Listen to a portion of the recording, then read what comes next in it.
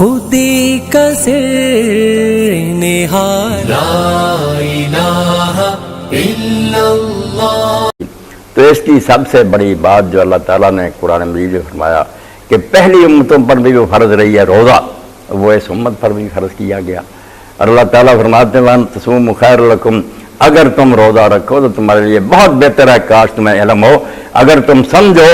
تو روزے میں اللہ تعالیٰ نے اتنی بھلائیاں اور اتنی اچھائیاں رکھ دی ہیں کہ اللہ تعالیٰ فرماتے ہیں روزہ الصیام جنہ، اللہ کے رسول علیہ السلام کا ارشاد ہے کہ روزہ جو ہے یہ ڈھال ہے۔ ڈھال گناہ کے مقابلہ میں بھی ہے کہ آدمی نے روزہ رکھا ہوا تو کتنا اشتعال ہو، حیدان ہو، لوگ آدمی کو برا برا کہیں، غصہ آئے اور طبیعت جو ہے وہ چاہے کہ میں اس کا مقابلہ کروں، تو اللہ کے رسول علیہ السلام نے فرمایا اگر کوئی روزہ دار کو برا کہے، اس سے لڑائی کرے، وہ اپنے آپ کو اس وقت کہے، اس ڈھال کو اپنے سامنے کرے کہ میں نے تو روزہ رکھا ہوا، روزہ کے ہوتے ہوئے میں اگر اس کی بات جو ہے اس کا جواب دینا شروع کر دوں تو میں نے تو اس ڈھال کو ختم کر دیا۔ اور دوزخ سے بھی یہ ڈھال ہے،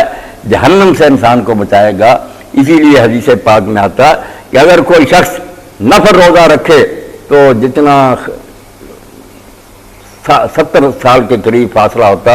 اتنا آدمی کو وہ دوزخ سے دور کرتا۔ ایک شخص نے اللہ کے رسول علیہ السلام سے پوچھا سنن نسائی میں کہ آپ ہمیں ایسی بات بتائیں جس کا کوئی ثانی نہ ہو، اس کے مقابلہ کی کوئی بات نہ ہو، تو آپ نے فرمایا رَأَيْكَ بِالصِّيَامِ فَإِنَّهُ لَا عَذْرَ لَهُ، روزہ رکھا کرو، روزے کے مقابلے کوئی بات نہیں۔ روزہ جس طرح انسان کو پاک و صاف کرتا ہے، لِكُلِّ شَيْءٍ زَكَاةٌ الْجَسَدِ الصَّوْمُ، ہر شے کی زکوٰۃ ہے، اس کو صاف کرنے والی چیز اور جسم کی صفائی کرنے والی۔ اس میں جتنی برائی کی ہیں جڑیں اور مرکز ان کی تطہیر کرتا ہے روزہ۔ سبحان ربک رب العزة عما يصفون وسلام على المرسلين والحمد لله رب العالمين